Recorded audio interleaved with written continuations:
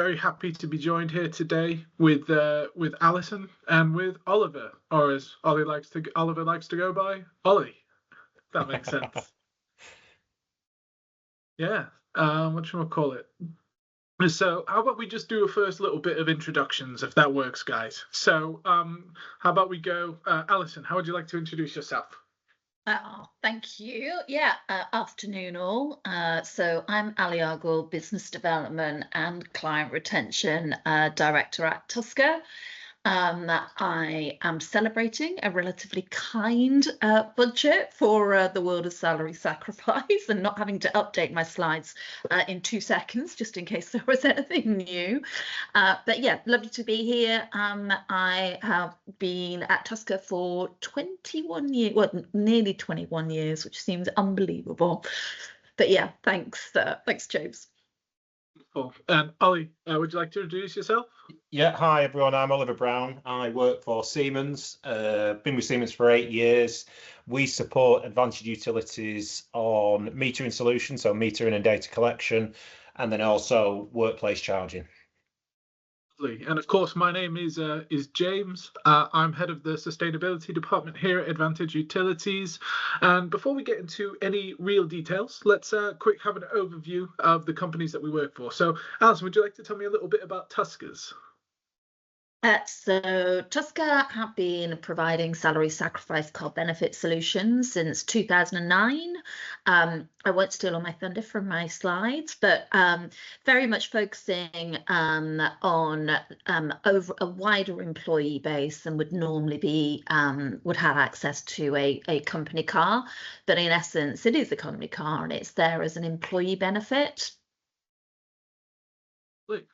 Something. And Ollie, Siemens are huge, right? So it's unfair for me to say, can you tell me about Siemens? How about you tell me about your specific part of Siemens that you operate in? So I work within the metering division of Siemens EYS. So for commercial businesses, we provide a digital meter, so an AMR meter, and data collection services. So we support Advantage in their energy initiatives for you and their clients. And then we also provide accurate billing for the data that is consumed on the meter to your energy suppliers. Wonderful. And at Advantage, we are an energy consultancy. So that's a variety of different aspects, from energy purchasing, trading, carbon accounting, and net zero technologies. And of course, within the net zero technologies, EV, electrification of transport is a particular interest of ours. And the associated installation of EV chargers is something that we take a particular interest in, which is the origin of this conversation. So let's, shall we crack on? If I can. So we've got the agenda. The first topic of discussion will be the benefits of EV charging. So what kind of grants are available, what schemes are available. And I'm very relieved to say that I made this presentation a few days ago, and I've just come off of the budget report, and all of this is the same. So I don't have to change it all last minute, which is a huge relief to me. Then we can talk about best practices for implementation, and then of course I really want to talk to Alison and really let Alison go into details on the workplace charging benefits, not only from a charging and an installation side of things, but an actual fleet operations or staff operations side of things. Does that make sense? Wonderful. So this is still the same. I can very happily tell you that it's still the same. We have grants and we have tax incentives associated with EVs. And in no particular order, I would like to talk about government-specific EV grant schemes. There are two, and those two for businesses are going to run out soon, which is the origin of this title, Last Chance. And what do I mean by last chance? I'm talking end of March 2025. And then I have no idea what the new scheme is going to be, but it tends to be that schemes get worse as time goes on. So potentially worth capitalizing on these ones while they still exist. So grant scheme one, the workplace charging scheme. So this is for pretty much all businesses. And of course, yeah, Deanna, of course, I'll happily send this presentation out under the premise that that it is not meant as financial advice. It is meant as an information presentation platform. But yes, so grant one, it's called the Workplace Charging Scheme. And what do I really want to highlight here is it opened in 2022 and it's closing on the 31st of March in 2025. And it is a genuine grant from the government to help subsidize the capital expenditure associated with upgrading your EV infrastructure. So the high level is it's £350 a socket, or up to 75% of the total cost of purchase for these charge points. They're suitable for all businesses, all charities, and all public sector organization and small accommodation businesses. So that can be like shared accommodation blocks where you've got the centralized landlord managed sections. So it does still apply to that as well. It's important not just any man in a van, or any person in a van, I should say, can go around installing. It needs to be from an installation by an OZEV authorized installer, and it is available in the mainland UK and Northern Ireland, which is so that's the first one. I wanted to kind of go into a little bit more here with some of the distinctions in the nomenclature. So for EV chargers, there's what you've got called is a charger, but a charger also has a socket. So you can have a single socket and you can have a dual socket. Ollie, do you recognize any of these chargers? I hope so, yes. So these are two example Siemens chargers, Siemens hardware, and one of them is a single socket and the other one is a dual socket. And the grant is dependent on how many sockets do you have. So quite a lot of the time we advise people to get a dual socketed solution covering 2 bays because it can be more cost effective that way, but it's all about horses for courses. Does that make sense? And then, of course, we have the Electric Vehicle Infrastructure Grant. This is a slightly different grant because it is, honestly speaking, a more comprehensive grant. It doesn't just include the subsidy of the hardware, but it includes the entire package. So not only does it subsidize per charger, but it also subsidizes per parking space. So in addition to the £350 per charge point socket, it also has a £500 per charging bay. So if you've got a single charge point which has got a single socket, that's £350 grant, and that would have a single associated charging bay, that's a £500 additional grant, so total £850 of grant incentive. But then it's scalable, right? It's scalable. It goes all the way up to either maxes out at £15,000, or for the previous grant mentioned, up to 40 units. So it does add up quite nicely if you are looking at a scalable solution. And those are the two main grants. There's domestic grants, but honestly speaking, I'm not involved in domestic setups.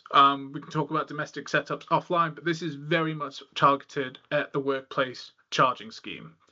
And that brings me on to my next point. So there's two sides that you can view of the benefits. One of them is the government physically giving you money in the form of a grant to fund the installation. And then the other side of it is the government taxing you less if you invest your money in certain areas. And those are called capital investment allowances. So there's 3 main ones to work through. One of them is the annual investment allowance. There's the 100% first year allowance. And then there's the writing down allowance, which are applicable to EV installations. So the annual investment allowance is everything. So for you can have up to £1 million to invest in pretty much any qualifying technology. So that could be forklifts, that could be a new CNC machine if you're in the manufacturing space, or it could be in EV chargers and EV charging solutions. And what that looks like is you end up being able to deduct the cost of investment off of your year-end corporation tax. So let's say we've got a sizable business. You're operating at the 25% business tax threshold. So what you're able to do is allocate £100,000 of the investment, for example, onto your year-end corporation tax. So you pay £100,000 less in taxable profits, which equates to a savings of not having to pay £25,000 in tax that you would have otherwise had to pay. So that's one of the main tax incentives, is the annual investment allowance. But the thing is, with the annual investment allowances, you are capped at £1 million. And honestly, if that's a good problem to have, oh no, I've got £1 million that I'd like to spend, I'm stuck at £1 million. What do I do now? Well, there is an additional mechanism which is called the first year allowances. So you can claim 100% first year allowance in addition to the annual investment allowance. So say you've maxed out your allowance, say you've maxed out the £1 million that you're allowed to spend, well, then you can put it onto the first year allowance. And it's the exact same mechanism. It's the exact same year-end corporation tax deduction, savings, but under a different mechanism with no cap, which is great. And then for smaller users, say that you're a sole trader, there's a slightly different criteria that you follow. It's called a writing down allowance, and it varies from different components. The most important thing is it would be considered the main rate, which is the equivalent to 18% for sole traders. And I actually put together a little bit of a worked example. So what do I mean by a worked example? I mean, say we've got five total facilities that we're looking at installing electrification for, and there's a total of 10 chargers that you want to install at 22 kVA each, or 22 kilowatt chargers, and a total of 10 car parking spaces. So the first thing we want to do is calculate how much that would cost without any incentives, and I've just used an easy number here, and I've used £100,000. So let's first calculate what kind of grants can be applied to that £100,000 for this particular worked project. There's 10 chargers, so at £350 a charger, or 10 sockets, I should say, there's £350 a socket. That works out as £3,500. But it's covering 10 parking bays. So if you have £500 per parking bay, that's an additional grant of £5,000. You add those two together, that's where you get the £8,500 grant from. That's the first side of things. Then the second thing is, how does it look on your balance sheet when you've got tax incentives? So if you're able to declare the £100,000 as part of a taxable investment, and then you've got the 25% tax bracket, you're saving that additional £25,000 that you're not paying in income tax. So what does this have a realized value of? So if you have £100,000 that the project costs, you've got a grant value of £8,500, then you've got a tax incentive of £25,000. The total benefit of the total savings, so to speak, just by knowing about different tax incentives and different grants available, you'd be saving £33,500 on a 100 grand project. So it would actually appear as £66,500 for your year-end realised expenditure, which is a great saving. If, in my honest opinion, it's a great saving. And what I'd like to do is, that is the grants, that is the so to speak, the first part of it. But it would be remiss of me to not bring in the actual experts, and I'd like to talk and bring in Ollie. So Ollie, would you like to talk to me a little bit about the Siemens value proposition, what it is about Siemens that really differentiates you guys in the market, because it is becoming a more saturated market with regards to hardware. So would you like to talk to me a bit about that? Yeah, sure. So is in that you're seeing more and more EV companies pop up, and Siemens as a business, really, we're looking to differentiate in that we are bankable. So we're a business that's been established for 175 years. Many of the EV companies that are especially specialising in commercial EV for workplace have not been established for that long. So we are trusted in terms of delivery of electrification. As I mentioned earlier, is that we provide metering services to several thousand businesses up and down the land. So we have a team of engineers, a nationwide team of engineers who can support the journey from start to finish in terms of ensuring you're adhering to the correct standards, and also from a legal perspective, the units are correct. Lovely. And I guess what's important to remember about Siemens is that you can trust the quality, if I'm correct. I'm just looking at it right now. I have a Siemens dryer that has been there since that my parents bought for me. Well, they bought for themselves and then gave it to me, and it's approaching about my age, if I'm honest with you. So a big problem that we've had in the EV industry has been to do with reliability of chargers. Is that fair to say, Ali? Yeah. So I guess what we can say about Siemens is, if my dryer has been around for 20 years, if they're doing all these major utilities, networks and stuff like this, think that they'll be able to get the EV charging solution pretty nailed. Is that fair to say? Yeah, and it's also worth noting as well from a maintenance perspective, is in that obviously the units are very, very durable, but also is that if there is an issue with a charging unit, we'll just straight up replace it. No hassle replacement. So this brings me on to the next section, which is called Best Practices for Implementation. And I've kind of broken this down into chronological, how are you thinking about your project? So the first thing that I always want to ask is, what is the purpose? Why do you want EV chargers? Is it for your staff? Is it because your staff are obtaining more fleet, getting more EV chargers, which is absolutely something that Alison knows 10 times, 20 times, 30 times more than I will probably ever know, if I'm honest with you.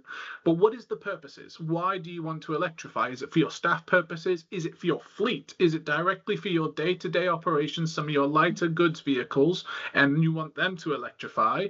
Or is it to do with visitors? So in quite a lot of healthcare settings, it actually encompasses all of them. So, for example, in a healthcare setting, you can have the visitors, which are coming to visit the inpatients. You can have the fleet, which is used to transport various goods and services across the portfolio of sites. And then, of course, the staff. The staff also have their own uses. So it's really important to know why you want to, what is the purpose of your electrified fleet? Because that's also going to impact what type of chargers you want. So you've got slow, fast, ultra fast, and mega rapid. There's a bunch of nomenclature out there, but it goes from as slow as a domestic, like at your house, you'll commonly have between a 3 and a 7 kilowatt hour charger, whereas in more commercial settings, you'll have between 7 to 150. And then for ultra rapid, you even get these megawatt charging solutions now, which are these great big, huge chargers. And they all have different purposes. And it's mostly depending on how quickly do you need to recharge your vehicle. And that's what's really important to understand, is how long do you expect, or how long do the people need to take to charge? Are they going to be, is it an impatient rapid charger, or is it this is my staff. My staff are going to be here for an 8-hour day. They can take their time. There's no real rush, actually. So you can utilize a slower charger and, of course, save on the capital costs. And then that brings us on to more of the electrical engineering side of things, which is, it's all well and good to say that you want EV chargers. It's all well and good to say that, oh, we want to electrify our fleet. But you really need to have the infrastructure for it. Because at the end of the day, this is drawing power from your site, drawing power from your grid. You need to have the available infrastructure that can support that instantaneous demand. And if you do, great. If you do, great. Happy days, happy days. If you do, that's absolutely wonderful. If you don't, then we have to look at mitigations technologies. We have to look at things like dynamic load balancing, and we have to look at things like, oh, okay, we need to make a hierarchy of importance, and we maybe need to look at scheduling. That's the kind of thing that we need to look at and understand about this infrastructure. Naturally, you need to know the cost, make sure that there's a good business case there, make sure you've got the right backing for it all. And then we get into what I call the kind of unknown dark arts of the EV industry world, which is the software and the aftercare, which is actually the longest term process. So you've got the development and installation. If you're hot on your toes, you can do this in just a few months. But when you've got an EV charging infrastructure, you're going to have a software provider and a maintenance provider for the next 5 to 10 years. So it's actually really important at the very beginning of a project to identify that you've got the right software and the right maintenance providers in place. So things like understanding what are your transaction fees for your payment processes, what's your software costs, what's the usability of the interface, what's the customer support like in the event of breakdown. Like Ollie said, if you have a Siemens solution, you get pretty rapid responses and the ability to fix it. But in other companies, other hardware, it might not be the best solution. So, but you don't know until you find out, unless you talk to certain people who might be talking right now, which have got a lived experience of what good service and what not such good service might look like, if that makes sense. Anyhow, so that brings me on to my particular last section of discussion before I hand over to Alison to go into much better detail. Is that okay? And I just want to talk about really high level benefits of what the actual benefits of workplace charging are. So I'm not going to go into too much detail on Tusker. That is Alison's job, but you have all kinds of tax incentives, you've got all kinds of managed services, and you've got all kinds of economic and time benefits that come with a well-managed workplace charging provider. The other thing, which is really important, is if you've got a workplace charging solution, you don't have to use the public charging solution. The public charging solution is so expensive. This is the September 2024 price index from ZapMap. So ZapMap is one of the main data collators of EV charge points throughout the UK. And they put it all into a central database. And they say, okay, this is the cost of a slow charger. This is the cost of an ultra rapid charger. And for the record, the cost of energy is approximately 22 pence per kilowatt hour. So if a charge point operator is purchasing energy at approximately 22 pence per kilowatt hour, and you're buying it from that charge point operator at 56 to 80 pence per kilowatt hour, that's a huge disparity, right? So there has to be a way that you can make that cost more optimized for your own purposes. So that's one of the benefits, is you get to control that tariff, you get to understand what your particular business model is, and most importantly, you can save on by not having to use the public charging spaces. Last thing I want to go into is carbon benefits. So this is a whole life cycle carbon analysis from somewhere I plucked off the internet. I'm not going to pretend I made it. I plucked it off the internet. And it's comparing battery electric vehicles with hybrid electric and with internal combustion engine. So the way that you can view it is you've got the manufacturing process, so how much carbon goes into the manufacturing process, and naturally a battery is going to have a much higher level of what's called embodied carbon because it's coming from lithium. Lithium is a very intensive mining process. It bonds so as a chemist in the room, lithium bonds super strongly to oxygen. Lithium's tiny, oxygen's massive. They're really strongly bonded together, so it takes a lot of energy to break it apart and refine that lithium. Then once you've actually refined that and invested quite a lot of carbon activities, you've also got to understand the fuel production associated with it. So we can get renewable grid. The grid is becoming more net zero, so that's going to be good. Unfortunately, fossil fuels are not becoming more net zero. Fossil fuels are fossil fuels. They have very high carbon emissions. So when you do the whole life carbon analyses, comparing a standard battery vehicle to a hybrid electric to an internal combustion engine, the carbon benefits are just quite straightforward. And that is honestly me. Thanks, James. Very interesting. And I am going to just share some my slide deck, if that's all right. Keep us on track, so I give Oliver plenty of time for his section. You know how these things can draw over.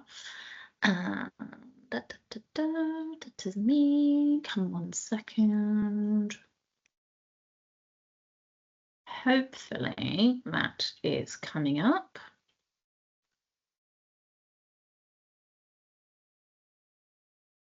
Is that viewable? Absolutely.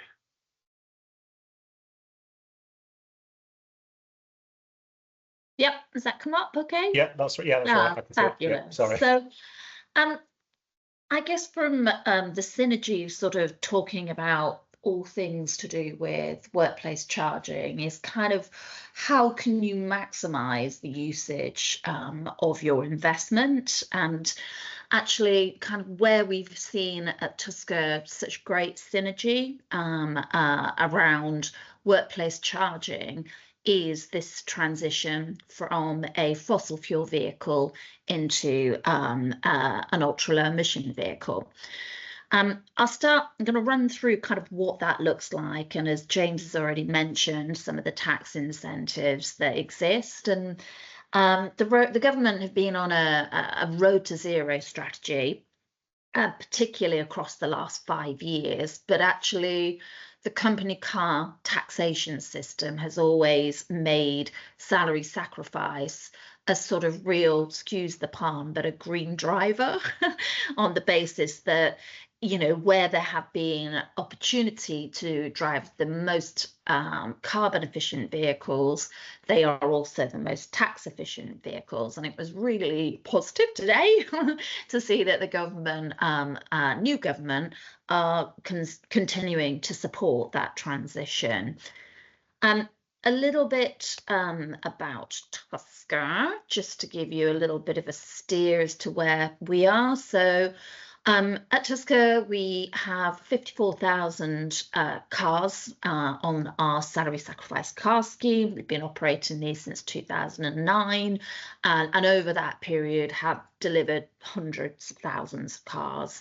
And what we've seen with this sort of growth in the adoption of salary sacrifice car schemes has always had traction, but particularly more traction since the government released their Road to Zero strategy, which is to provide a whole host of incentives for ultra low emission vehicle adoption.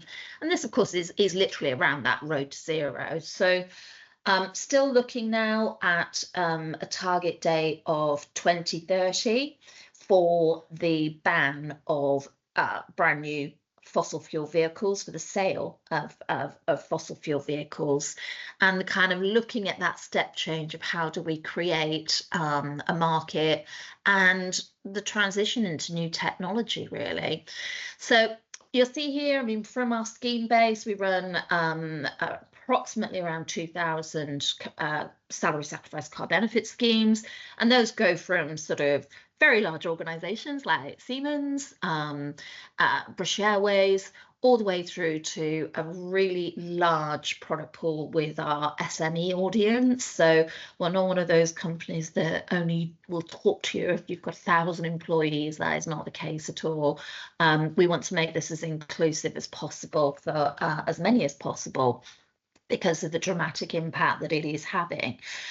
So we currently have a fleet of 78% of our fleet is pure electric, which I think kind of really goes to show what that adoption and how good those incentives are. I'm going to talk you through some examples so you can see for yourself how that works. And our overall orders for this year, we've actually seen that move up to 80%. So basically 4 out of 5 people are choosing an EV. We were acquired by Lloyds Banking Group last year. With that, seeing massive growth across our organisation.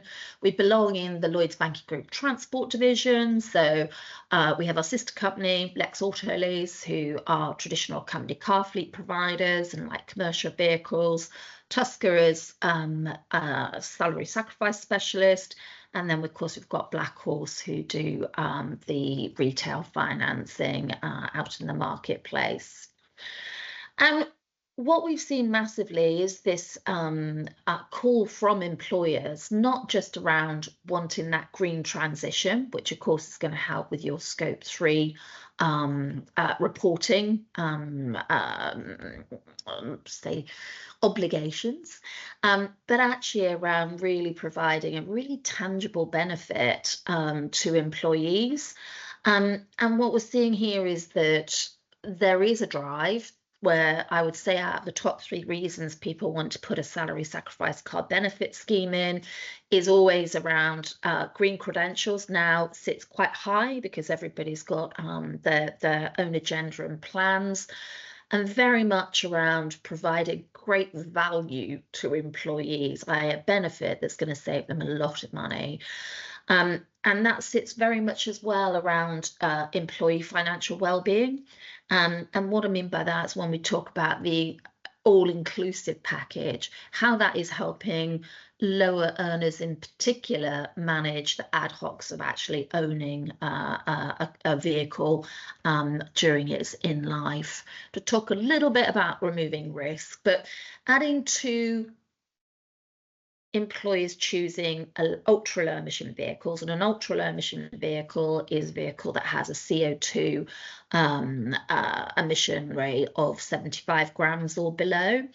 So where we're seeing some hybrid vehicles that some people have chosen and sort of probably slightly growing popularity recently, or more recently, because of the electric range that some of these hybrid vehicles do. But going back to that 4 out of 5 choose a pure electric vehicle, we've had carbon offsetting relations and plans projects since 2011, I think, as we've seen our tailpipe emissions fall so dramatically as our electric vehicle population has increased. We actually introduced offsetting, so carbon offsetting for both the emissions created during charging as well as tailpipe. So this is a really tangible benefit where you want data that is going to support your scope 3 obligations from reporting. So tangible numbers around that on those offsetting projects and the carbon that has been offset. Why look at doing a salary sacrifice car scheme versus just somebody going out into the retail market? I mean, this again is the added value of not just the tax savings and the carbon emission savings. It's actually about great value. And one of the key things here is that you're sourcing vehicles from a corporate perspective, which means that you're getting corporate manufacturer discounts, which are significantly better than you would typically find out on the high street. The other thing being is about reducing sort of risk, not just risk for you, but actually for your employees as well. One of the key things here people love is that with the salary sacrifice car scheme, there's no deposit, there's no credit check. It is a talk through the mechanism, but it is a way of having a fixed monthly amount for a fully inclusive motoring experience, with none of the risk around buying a car and what's the depreciation look like, because that remains the lease co's obligation around any risk. And if anybody's been tracking the second-hand car market, then they'll see that it's a very good thing for the many drivers that we have on the scheme, that risk sits with us, not an individual or you as a business. So how does this work? It is a business-to-business arrangement. So the lease co, in this case Tusker, will lease a car to you as an employer under normal terms and conditions. The employee will choose to come into the scheme, and they will sign a sort of binding back-to-back agreement, taking on technically the business-to-business obligations and taking that on directly from the employer. The reason they would do this is because they are varying the existing employment terms and conditions to receive less annual salary in return for a taxable benefit. And in this case, that taxable benefit, of course, is the car.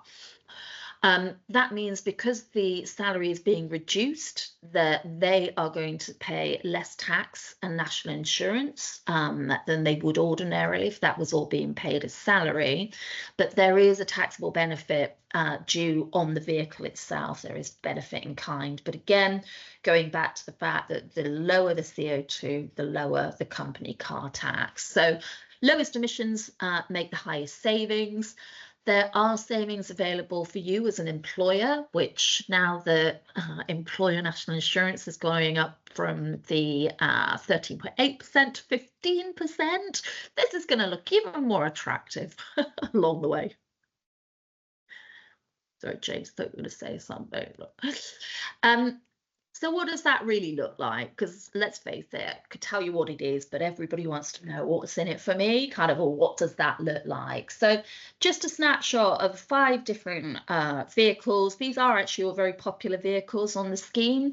And we're ranging from sort of more sort of entry-level vehicles all the way up to, you look at the Jaguar I-Pace, and then I've actually put the Mazda in, which is a hybrid vehicle, just so you can see the difference there.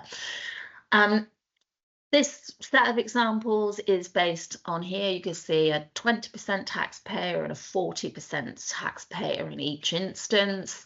And we're using a share on the Class 1 national insurance savings for you as an employer. We're splitting that 50-50. But when the schemes are set up, you can choose whether you retain those savings, you can choose if you share them, and you can choose at what proportion you want to share them.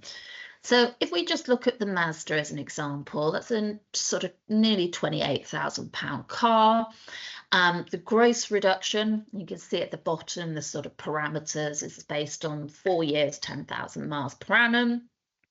The gross reduction would be £411 per month. But because this 20% taxpayer is going to save £109 in tax and national insurance, they're going to pay £9 in company car tax, and then they've also got the benefit of enjoying the employer's share on the Class 1 national insurance. So this is basically saying that that £411 what will be missing out of their net pay each month is actually only £290. For a 40% taxpayer, because they pay more tax, they save more tax, and therefore you can see that for a 40% taxpayer, the net reduction each month, the net impact is £245. And that is for a fully inclusive package, as I say. So you're talking about a new car with no deposit, all maintenance servicing under normal wear and tear is included. So that's talking about replacing light bulbs, windscreen wipers, you know, it's all included, as is the annual servicing. Tyres are included on a no quibble basis. So basically that's all replacement tyres are included in the scheme, as is fully comprehensive motor insurance, as is roadside assistance, home start, European cover. They basically getting all the benefits of a company car. They become a company car driver, even if they actually technically would never be eligible for a company car.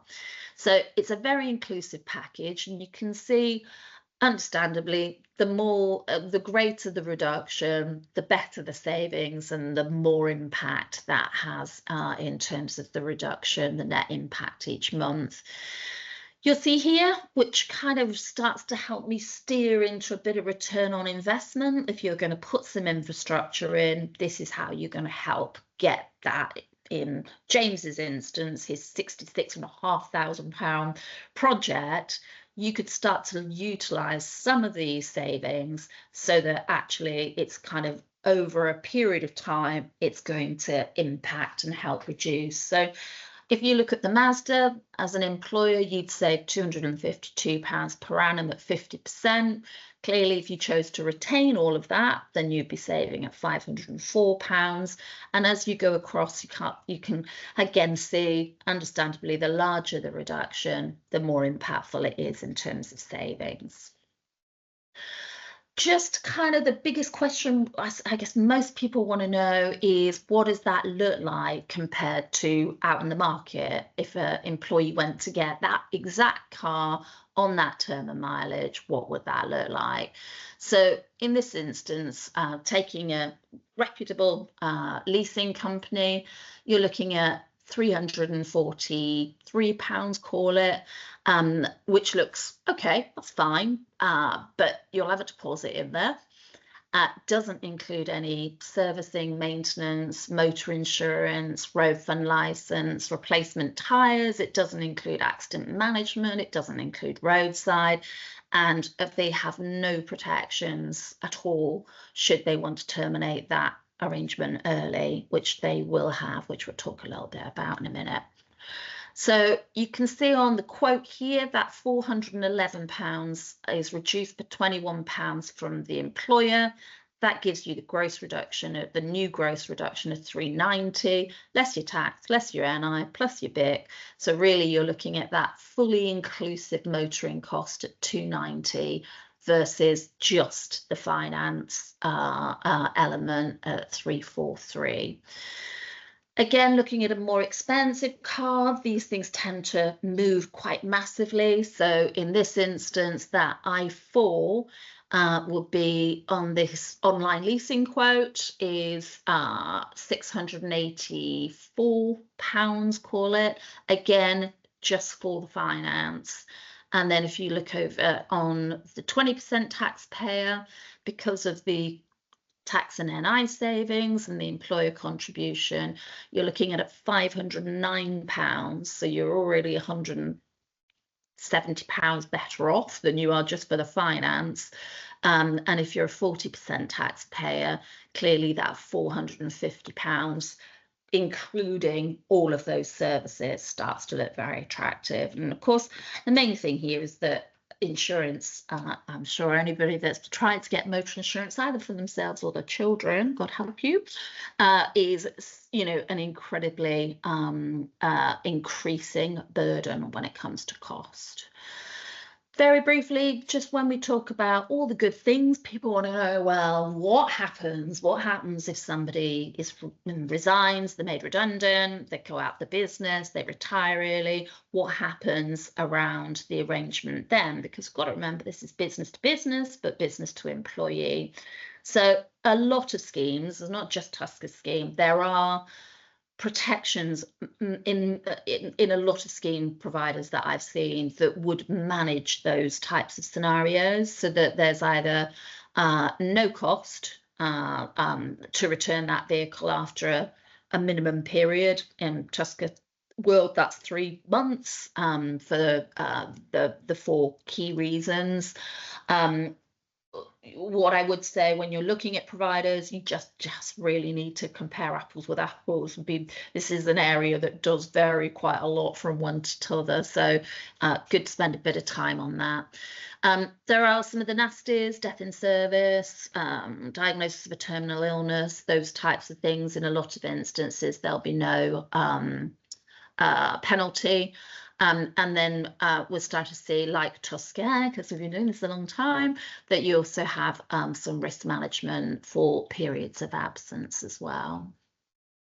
Doesn't all end there for us. We're always innovating. Some of the new things that we're bringing to market is Lunar, so where you have certain sectors that operate on a 4 weekly pay period. So we're launching a brand new platform so that you can have one if you're paid Lunar, and then for other organisations that might be paid simply monthly as usual.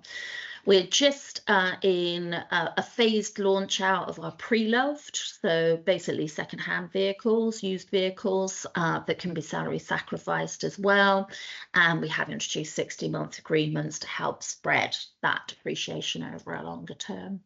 So hopefully that's given you some insight as to what that would look like. I did some very quick math and just kind of thought, let's have a look. If you had 150 employees, 6% took that up each year. That would give you 9 cars. If you didn't pass your savings back after the 3-year period of adding on each time round, you'd save £43,000 on the scheme with just 27 cars. So yeah, that was some quick math for you. I feel like Carol Vorderman. That's that from me. Over to Oliver, I think. Okay. Hi guys. So I'm just going to share my screen. Okay, can everybody see? Yeah, perfect. Okay, so I'll explain a little bit about what we do within the marketplace and how we work with the likes of Tusker and Advantage. So we, first of all, provided metering services to Advantage, in that where there's a requirement, well, there always is a requirement, but individual businesses have a requirement for a metering contract. So Siemens will provide the meter, and then we will also provide data collection services. So we provide the maintenance, so we'll look after the meter for the duration of the contract. And then in terms of data collection, we dial those meters and send the data to the energy supplier and to Advantage, so they can look at all kinds of energy initiatives to drive down consumption. Now, in terms of our expertise in terms of electrification, we have a network of engineers up and down the country, and a very, very similar skill set for installing meters is that we can also support with electric vehicle charging. So what we can do to sort of complete the circle is the Advantage would do some analysis in terms of your price per kilowatt, how much you're spending annually, and so on and so forth. And then also we can support with the installation of electric vehicle chargers. And I suppose the conduit is that Advantage would do the analysis in terms of price per kilowatt and application. We would install the EV, and then you would also benefit from Tuskers to complete the circle, in that you have energy at the right price, you have an EV solution at your workplace, and then your employees can benefit from the electric vehicle salary sacrifice. And what it is worth noting as well is in that, in regards to off-street parking, is that from stats that we find on the internet, it can range between 30 and 40%, but we'll work on the lower value of 30%, where 30% of UK households do not have access to off-street parking. So therefore, if they want to adopt an EV strategy, or they want to get in an EV car, they are faced with challenges with public charging, which works perfectly fine, but you have the challenges of, are those units available? And then if the units are available, the price difference. So as James mentioned earlier, the price per kilowatt can range from 50 pence all the way up to 90 pence a kilowatt. So where we link those services in as an employer, if you were to install EV at your workplace, in your workplace car park, what benefits would your employees benefit from? So A, you can work with Tuskers to get them an electric vehicle, and also B, they can benefit from the commercial rate of that business on the price per kilowatt. So for argument's sake, if we say that's 25 pence a kilowatt, is that we've seen from the earlier slides that can be going up to 90 pence. But that is up to how the business charge that back to the employees, is entirely up to the business. So we have seen various businesses who have CHP, where they're looking to offload electricity. So with businesses where they're looking to offload electricity, they could offer that as a benefit to the employee for free charging, but that's entirely up to the business. So referring back to what we will do as a business is in that, so again, working with the end customer or Advantage, it doesn't really matter. We will look at the capacity. So what can the site take, or what can the site be drawn? And then we will work with you and we'll ask for recommendations. So your car parking space has spaces for 50, has 100 spaces. How many of those do you want to make available for EV? So we'll work with you on that. And then also as well is we'll future-proof that. So it's that we've seen many businesses who've adopted an EV strategy. They've got workplace charging in there, but they've got 4 spaces. And we've seen with the growth of EV that more and more employees are getting into EV cars. So is that we would sort of scope the project to make sure that it's future-proof. So on the end customer saying, yes, I'd like to explore that, we would do what's called a desktop survey. So we don't like charging for surveys unless they're going to be meaningful. So we would ask for pictures from site to say, what does the electrical setup look like? Where do you propose to put the chargers? We'll put forward a request so we can do some form of desktop survey. On that desktop survey, we'll put forward some recommendations and provide you, the end customer, with a budget price. If you are happy with the budget price, We will then go forward with an actual survey. We will be at site and we'll be looking at the electrical setup, and that'll be a more detailed survey. From the survey, we will then provide you with a final price, and then from there onwards, we can look at a number of options. Capital, yes, I'm going to buy it outright. But it's also worth mentioning that Siemens are a bank, and in terms of lending money for projects such as this, we understand the landscape. So yes, you can go out to other finance providers, but with Siemens Financial Services, we understand the return on investment because we are providing the services, and the team are fully aware of how it works. So depending on how you would like to pay for it, we can then offer finance solutions. We could offer invoice discounted. So that, again, that's really, really up to you guys. From us agreeing the approach on, yes, I want to buy it this way, the work begins where we will handle the applications, we will handle the civils, we'll do the installation, we'll complete the project, and then also for the duration of the contract, we will maintain that. So as I mentioned earlier, is in that you have 24/7 support in terms of telephone support, but also as well, if there's ever issues with the unit, we will be out at site to look to essentially exchange that. We're not looking to repair on site unless it's a quick fix. So if it's seen as a more detailed, we need to, you could say, open up the bonnet and fix it, we will take it off site and replace it with an alternative there and then. So that really is a little bit of a whistle-stop tour with regards to the services that we provide. And I think from today's sort of meeting, I think we're joining up our partners. So yes, I mentioned that we work with Advantage, but also as well is that I am a Tusker customer. So originally I had a hybrid vehicle, and the scheme for electric vehicle worked very, very well.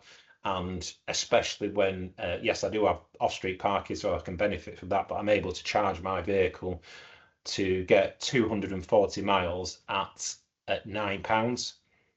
So yes, double that for obviously a commercial rate, but even so, getting a full tank of fuel for say £20 for 240 miles, again, still offers the benefits. So yeah, there we go, guys. Yeah, I mean, this has been a really enjoyable experience for me, and I'll be honest with you, I learned so much about salary sacrifice, which was so. I actually had a few questions for you, Alison. So obviously, it appears a big driver is not only the benefit to the employee, but also the benefit to the employer. Is that fair to say? And I think there is a benefit to the employer. We are, especially in the corporate sector, seeing more of those benefits shared. But the reality is you choose at the setup or even in a point of time. So what we've historically probably found is that employers want to provide it as a tangible benefit for employees. They don't want it to cost anything. As long as it's cost neutral, it's fine. And rather than, you might have scenarios like this we talked about where you are actually looking for a bit of return on investment to help kind of manage, sort of the costs of a particular project. But most of them will say, I'm happy to share those benefits, but they'll want to keep a bit back, and they'll want to keep a bit back predominantly just for, what if something, I always get so many people talk to me in the team about, you don't know what our employees are like. It's like, I'm sure they're not that bad, and they really aren't that bad. I mean, predominantly end of contract, early terminations are predominantly always around, not always, but the majority are around resignation, people moving to another organisation. But it is a good retention tool. A lot of our customers would say that it's something that if they're looking elsewhere and they don't operate a salary sacrifice car scheme, all those savings you saw earlier, taking a £410 vehicle down to 290, that's actually like a pay rise, isn't it, to some extent, if you look at it that way. I think to add, Alison, is it also as well as in that it can be seen as a perk to, is that whilst the salary sacrifice will do, is in that it can be seen as a perk to attract talent as well. So I'm going to join a business, right, okay, yes, they offer this electric vehicle salary sacrifice, but also, can I charge my car at work? 100% ease of use, and that transition is so important. It's making it easy. I mean, you always get the brave and bold that will chance it. I was with my brother-in-law on the weekend as we were up in the Lake District, and he had 22 miles left on his car. I was like, I can't. How far's the restaurant that we're going to? But he's had an electric car so long now that he just has that confidence and faith. He knows what it can do. He's already looked up where the charge points are when we got back into town. And we do see about 96% from Tusker portfolio of people that have been in an electric vehicle go back into another electric vehicle. So, you know, people, it's just that first step, I think, Ollie, which is the how do we make it as easy for people as possible? And without a doubt, the workplace charging makes a big difference. I believe we've got about 4 minutes left, so I just wanted to refer to the Q&A, if that's okay. So I've got a question here from Howard Byrne. Hi, Howard. Thank you for joining the call today. And the question is, can you apply for this retrospectively, the workplace charging scheme? Unfortunately not. So you must apply for the grant online before the charge points are installed. So once the actual charge points are installed, it's too late. So you want to apply for your WCS voucher prior to the installation occurring. So I'm sorry. If it could, that would be great. And then another question in the chat is, are there any caveats to what businesses can apply for the infrastructure grants? Yes, there are. The first caveat that I wanted to highlight is that the primary purpose of the charge points are to be for fleets and for staff. That must be the primary use case. If the use case is as a public charger, then it's not eligible. Secondly, another key caveat is you can't have received more than £315,000 worth of government support in the past 3 years. That's the other main caveat. And also, the other maybe the obvious caveat is it needs to be an OZEV compliant installer. You don't just want some rando really just going around plugging charge points in. So those are probably the three caveats to keep the closest eye onto. It is quite a broad ranging grant, though. It is public sector, private sector, medium, small size businesses. It is quite broad reaching, but there are certain caveats that is the devil's in the detail naturally. And can I send this presentation to you later? Yes, of course I can, Diana. Of course I can. Alrighty. I think we kept to time, didn't we? If we have any more questions, now is the time for them, or forever hold your peace. All right. Please all rise for the Honourable Alison Argall and Oliver Brown as we take our leave. Thank you so much, everybody. Oh, Anton. James, you just got a question. I did indeed. Is it in the QA or is it in the chat section? Oh, new post. Hello. Are all businesses, regardless of turnover size, eligible for workplace charging? From what I've read, there's no requirement on profitability. From what I have seen is that the primary target for the not the workplace one, but for the not this one. Yes, so the electric vehicle infrastructure grant, which is the one that includes the grants per parking bay, that's targeted to SME, small and medium-sized businesses. Larger businesses, say if you're say Siemens, you wouldn't necessarily qualify for that particular grant. Alrighty. Sorry, Honor. Sorry I made you rise when actually court was not out of session yet. Anyhow, I think that is us. Thank you all so much for joining. I hope it was informative. And if there's the opportunity to work together on any future projects, that would be wonderful. Thank you, guys. Thanks, James. Thanks, Oliver. Thanks all. Bye. Bye-bye.